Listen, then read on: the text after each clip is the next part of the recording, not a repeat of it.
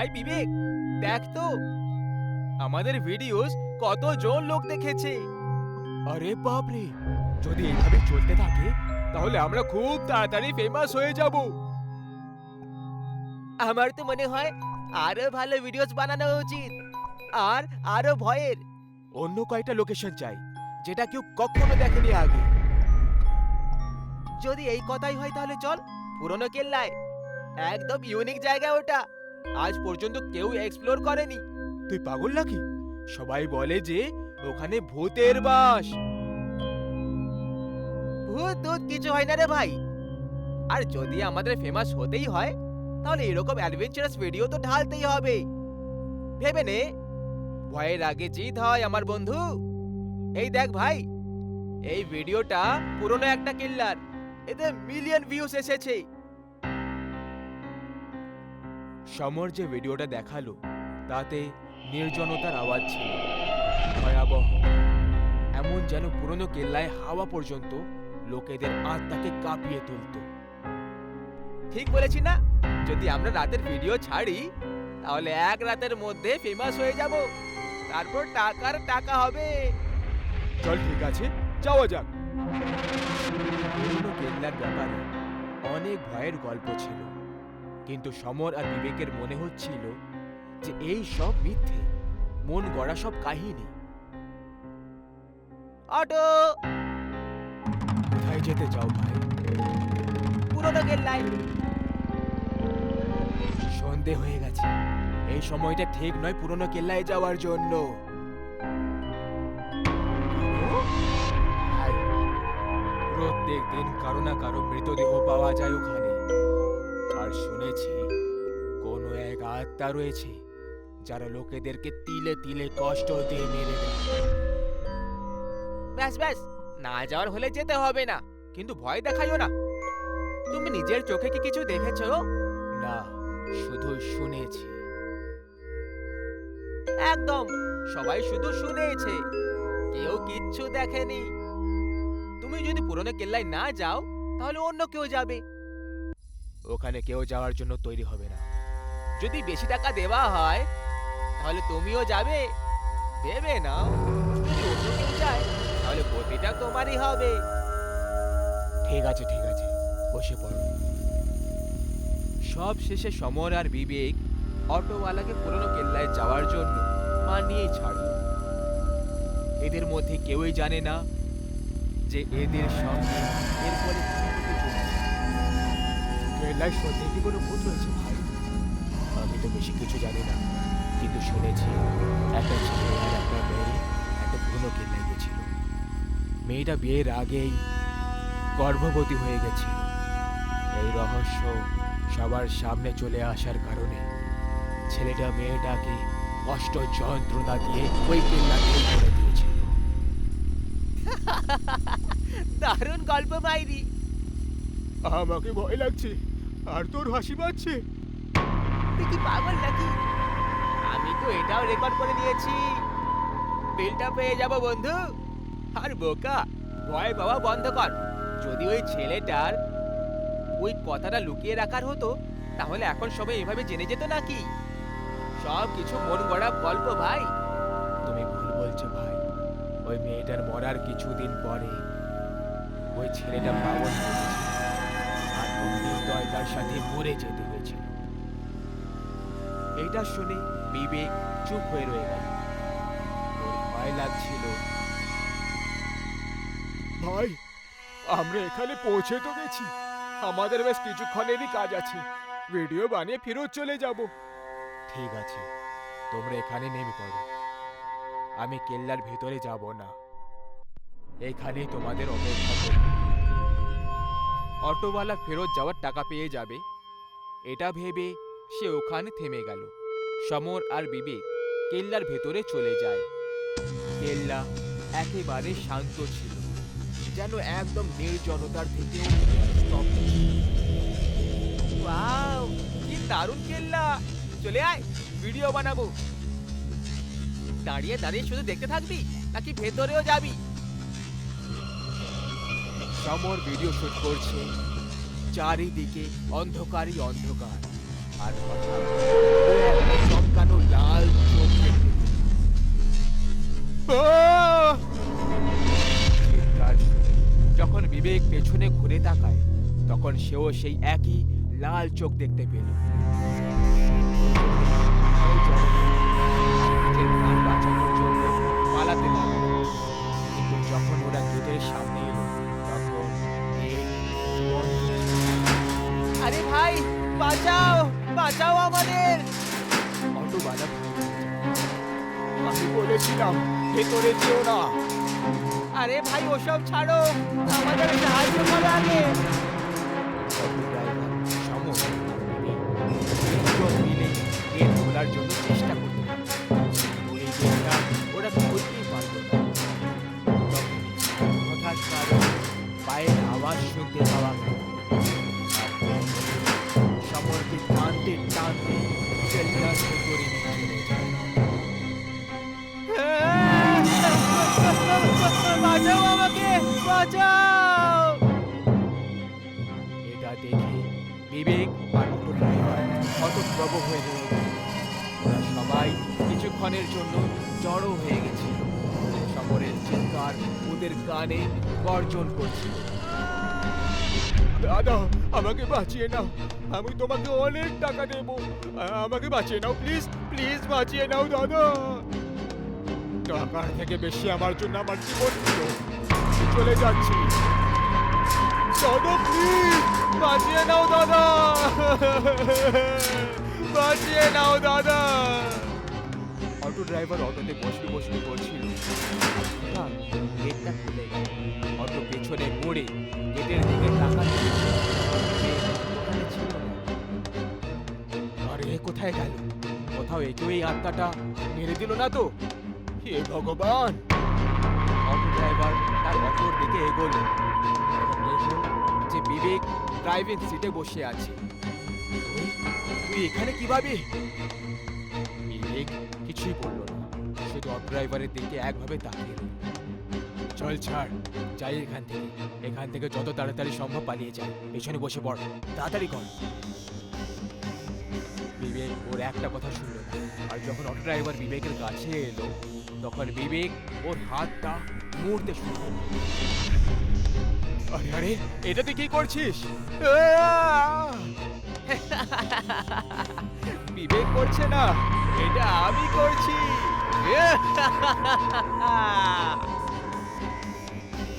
ছাড়, ছেড়ে দে আমাকে। তুই এখানে আমার নির্যাতনের তামাশা দেখতে এসেছিলি না? এবার তুইও ছটপট করতে করতে মরে যাবি আমার মতো।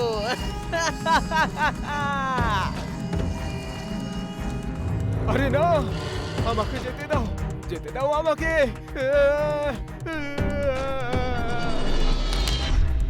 বিবেক অটো ড্রাইভারের হাড় গোড় ভাঙতে শুরু করলো।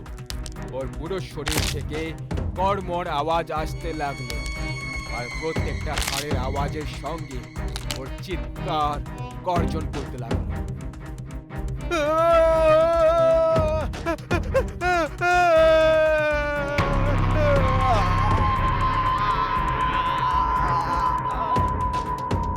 আর সবশেষে বিবেক অটো ড্রাইভারের সব হাড় গোড় ভেঙে দিয়ে তাকে মেরে দিল। এখন শুধু বিবেক বেঁচে ছিল। বিবেক হাসতে হাসতে কেল্লা থেকে গর্তের দিকে এগোতে লাগলো। আমাকে কষ্ট পেতে দেখার লোকেদের শখ কখনো পুরো হবে না। আমি সবাইকে কষ্ট দিয়ে তিলে তিলে মারবো।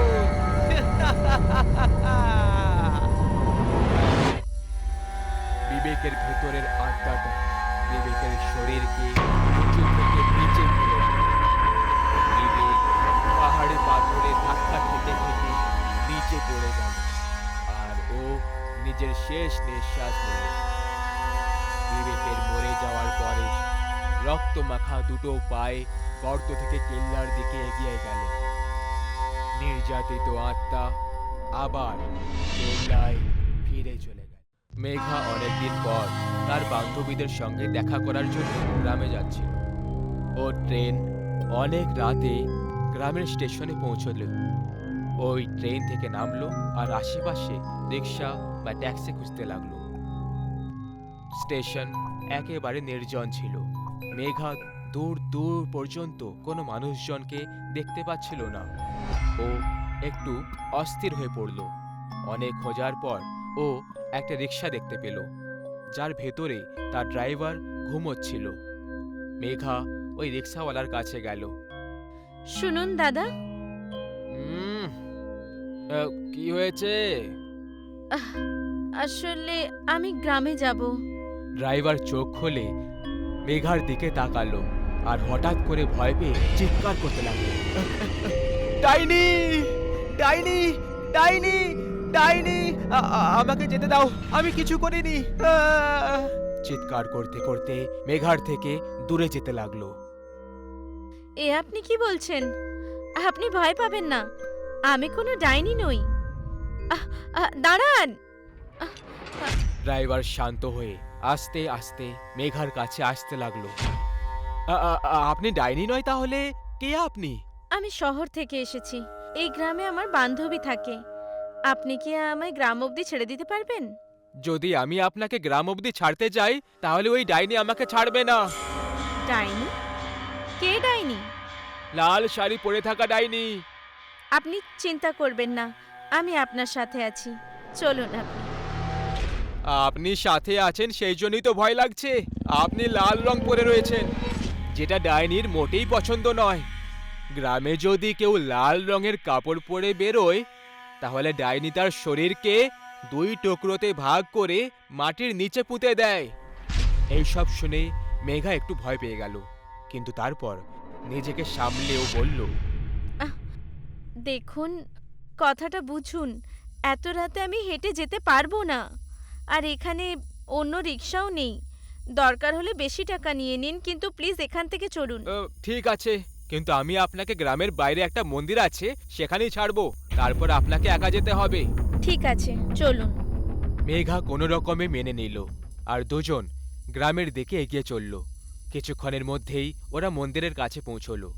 মেঘা ড্রাইভারকে টাকা দিল আর ড্রাইভার মন্দিরে হাত জড়ো করে ওখান থেকে চলে গেল। মেঘা একা হয়ে গেল। ও গ্রাম দেখতে পাচ্ছিল, কিন্তু ডাইনির গল্প শুনে ও একটু ভয় পেয়ে গেছিল, কিন্তু সাহস করে ও গ্রামের দিকে এগোতে থাকলো। মেঘা সড়কে হাঁটছিল, ততক্ষণে ও পেছন থেকে কাউকে অনুভব করলো। ও ঘাবড়ে পেছনে দেখলো, তখন ওখানে কেউই ছিল না।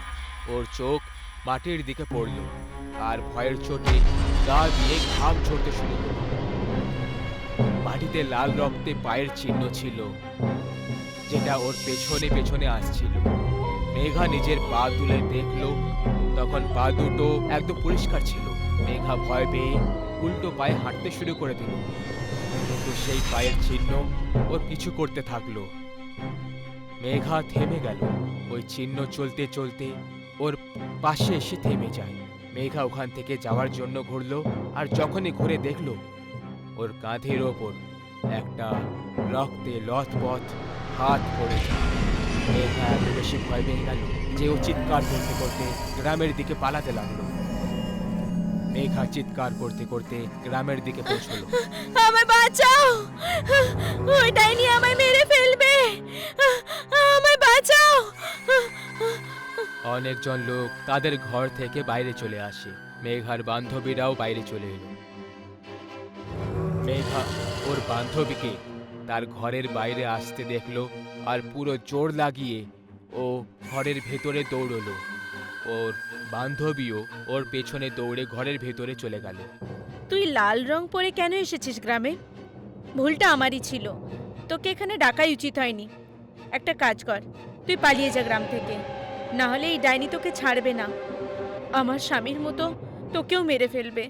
ওরা দুজন ঘরের কথা বলছিল, তখনই ডাইনির লাল রক্তে মাখা একটা হাত দরজা ভেঙে ভিতরে চলে এলো আর মেঘাকে টেনে টেনে বাইরে নিয়ে যেতে লাগলো। ডাইনির হাতটা মেঘাকে টেনে ঘরের বাইরে ছুটে দিল। ও কিছুই বুঝতে পারছিল না যে এসব কি হচ্ছে। গ্রামের সবাই মেঘাকে দেখার জন্য ওর কাছে যেতে লাগলো। মেঘার উপরে লাল আলো লাল শাড়ি পরে থাকা ডাইনিকে দেখতে পেল। গ্রামের সবাই থেমে গেল আর নিজেদের ঘরের দিকে পালাতে লাগলো। ডাইনির রূপ খুবই মারাত্মক লাগছিল। পুরো শাড়ি রক্তে লথপথ হওয়ার কারণে ওই রক্তের ফোঁটা মেঘার শরীরে পড়ে যাচ্ছিল। মেঘার চেহারা রক্তে লাল হয়ে গেছিল। আমি তোমাদের কতবার বলেছি যে এই গ্রামে কেউ যেন লাল রঙের কাপড় পরে না আসে, কিন্তু তোমরা আমার কথাই শোনো না। এখন এই মেয়েটা প্রাণে মরবে।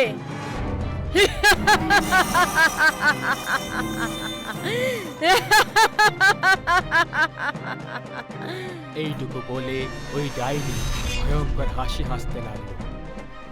ডাইনিকে দেখে মেঘা পালাতে লাগলো। মেঘাকে পালাতে দেখে ডাইনি নিজের হাত লম্বা করে দিল আর ওকে হাওয়ায় তুলে নিল। ডাইনি মেঘাকে নিজের মাথার ওপরে তুলে নিল আর ওর শরীরকে মাঝখান থেকে ফাল করতে লাগলো। যেমন যেমন মেঘার শরীরের দুই টুকরো হচ্ছিল, তখন তখন মেঘার গরম রক্ত ডাইনির মাথার উপর দিয়ে পুরো শরীরে ছড়িয়ে পড়ল। এই রক্তের কারণে ডাইনির শাড়ি আরো লাল হতে লাগলো। শরীর ফাল হওয়ার সময় মেঘা এত জোরে চিৎকার করছিল যে ওর চিৎকারের জন্য পুরো গ্রাম জেগে উঠছিল। সব গ্রামবাসীদের আত্মা কাঁপতে লাগলো। সব শেষে মেঘার শরীরের দুই টুকরো হয়ে গেল আর ও ওখানেই হাওয়ায় ঝুলতে থাকলো। ডাইনি জোরে জোরে হাসতে লাগলো। ওর নিজের হাত জোরে মাটিতে মেরে দিল আর সেই কারণে জমিতে দুটো গর্ত হয়ে গেল।